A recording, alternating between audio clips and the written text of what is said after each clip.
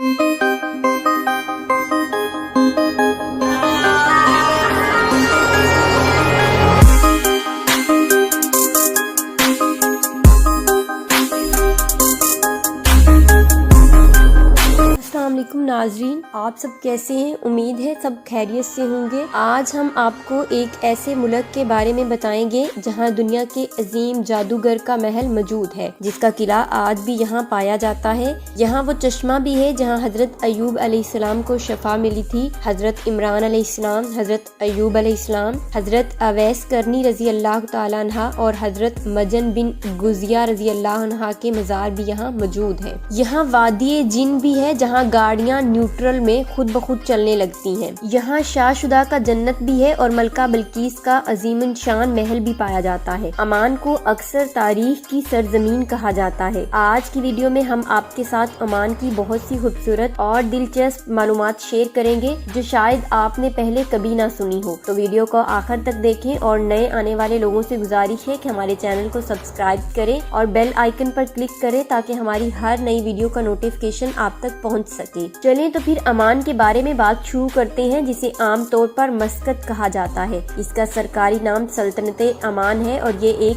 अरब मुल्क है। जिसे अरब मुमालिक में शदीद गर्मी होती है, वैसे ही अमान में भी बहुत गर्मी पड़ती है। एक रिपोर्ट के मुताबिक अमान में गर्मी इतनी शदीद होती है कि सड़कों पर लगे साइन बोर्ड तक पिघल जाते हैं। अमान दुनिया का वाहिद मुल्क है जिसका नाम ओ से शुरू होता है। आज 2024 में अरब मुमालिक में सबसे ज्यादा सियाह दुबई का रुख करते हैं, लेकिन एक वक्त था जब पूरी दुनिया से लोग अमान की सैर के लिए आया करते थे। आज भी दुबई के बाद सबसे ज्यादा सियाह अमान ही आते हैं। अमान का सबसे बड़ा और कदीम शहर मस्कत है, जो बहुत खूबसूरत और साफ सुथरा है। इस शहर का कुल रकबा 35,100 मुरब्बा किलोमीटर है और आबादी तकरीबन 17,200 नफूस पर मुश्तमिल है। ये अमान का सबसे बड़ा कारोबारी मरकज भी है और तमाम हुकूमती अदारों के सदर दफातर यहाँ मौजूद है। मस्कत मशरक वस्ता के कदीम तरीन शहरों में से एक है। अमान का दूसरा बड़ा शहर सलाला है, जो अरब मुमालिक के सियाहों का पसंदीदा मकाम है। कुदरत का एक खूबसूरत तोहफा, जहाँ जून, जुलाई और अगस्त के महीनों में जब तमाम अरब मुमालिक में शदीद गर्मी होती है,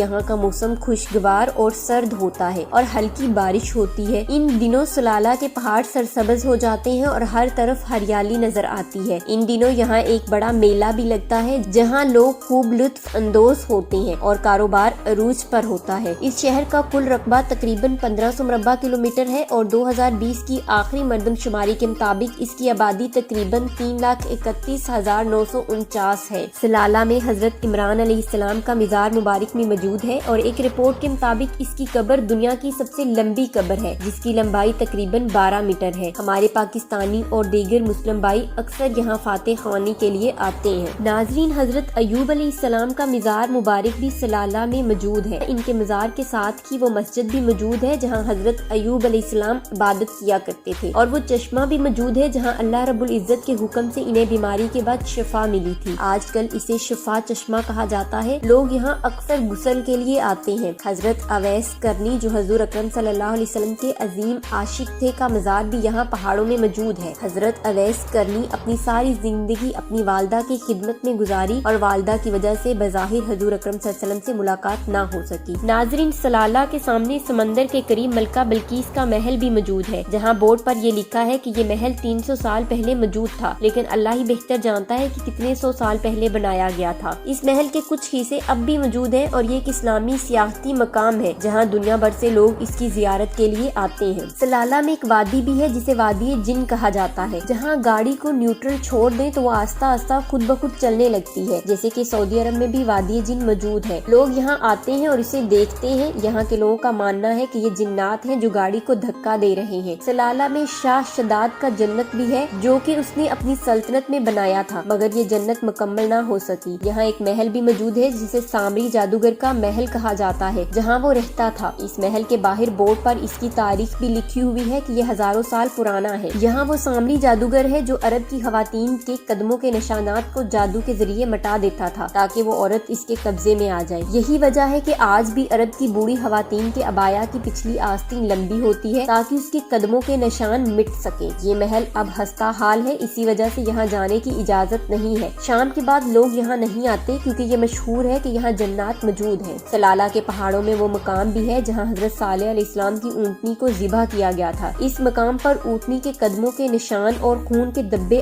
آج تک موجود ہیں اور قیامت تک رہیں گے۔ یہ قوم سمود تھی جس پر اللہ نے عذاب نازل کیا۔ عمان کا کل رقبہ تقریباً 45,20,471 افراد پر مشتمل ہے اور یہاں 1 کلومیٹر میں تقریباً 15 افراد بستے ہیں۔ عمان کی سب سے بڑی یونیورسٹی سلطان قابوس یونیورسٹی ہے جو مسقط میں واقع ہے اور 1986 میں سلطان قابوس کے دور میں قائم کی گئی تھی۔ عمان کا سب سے اونچا پہاڑ جبل شمس ہے جس کی بلندی 3010 میٹر ہے۔ عمان کے ایک طرف مکمل سمندر ہے اور 3 طرف سعودی عرب، دبئی اور یمن کی سرحدیں ہیں۔ عمان دنیا کا واحد ملک ہے جہاں اگر آپ ہوائی اڈہ ہود گیرو سے پرواز کریں تو صرف 1 گھنٹہ 30 منٹ میں کراچی کے ہوائی اڈے پر پہنچ سکتے ہیں۔ عمان کی قومی زبان عربی ہے مگر یہاں بلوچی، اردو، ہندی، فلپائنی، بنگلہ دیشی، نیپالی اور انگریزی بھی عام بولی جاتی ہیں۔ عمان میں انگریزی کا استعمال تمام مقامات پر ہوتا ہے مگر اب بھی ایک بڑی تعداد میں عمانی افراد انگریزی نہیں جانتے، چاہے وہ مرد ہوں یا خواتین۔ عمان میں پانی کی صفائی کا مسئلہ ہے کیونکہ زیادہ تر علاقے میں پہاڑوں کی موجودگی کی وجہ سے حکومت سمندری پانی کو صاف کر کے اور بارش کا پانی جمع کر کے پورے ملک میں پانی کی فراہمی کرتی ہے۔ عمان چند ممالک میں سے ہے جہاں لوگ مکمل امن کے ساتھ زندگی گزارتے ہیں۔ عمانی لوگ انتہائی مہمان نواز ہوتے ہیں، وہ آپ کو کھجور اور عمانی گھیو بطور مہمان نوازی پیش کریں گے اور کھانے کے ساتھ عمانی حلوہ بھی پیش کرتے ہیں جو عرب بھر میں مشہور ہے۔ عمان میں شاہی نظام جاری ہے۔ سلطان قابوس عمان کے بادشاہ تھے اور ان کی موت کے بعد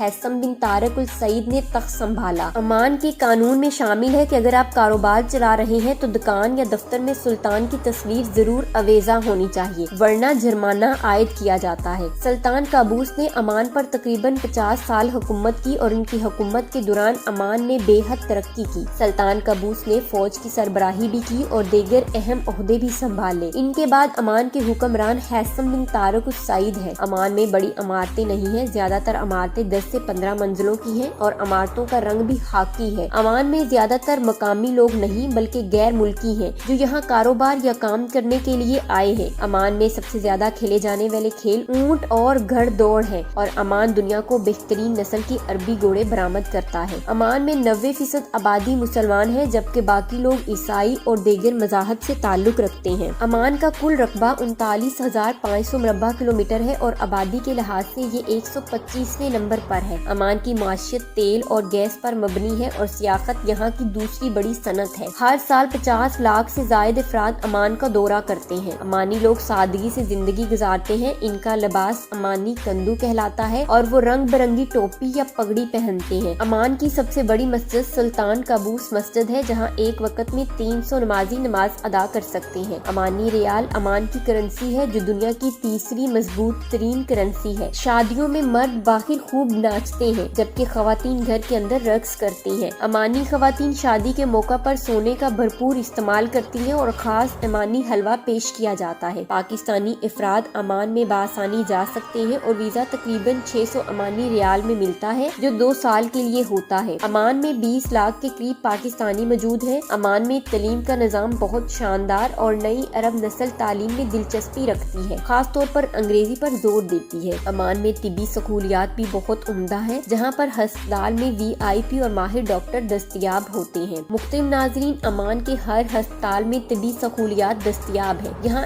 دوائیں اور علاج کافی مہنگا ہے۔ ہاں، اگر آپ کے پاس انشورنس ہے تو آپ کو بڑی رعایت مل سکتی ہے ورنہ بھاری بل ادا کرنا پڑتا ہے۔ تو محترم ناظرین، یہ تھی آج کی ہماری چھوٹی سی ڈاکومنٹری عمان پر۔ امید ہے کہ آپ کو پسند آئی ہوگی۔ اپنی رائے کا اظہار کمنٹ باکس میں ضرور کریں اور تمام نئے آنے والے لوگوں سے گزارش ہے کہ ہمارے چینل کو زیادہ سے زیادہ شیئر کریں، لائک کریں اور سبسکرائب کریں۔ تو ملتے ہیں اگلی اور بہترین ویڈیو کے ساتھ، تب تک کے لیے اللہ حافظ۔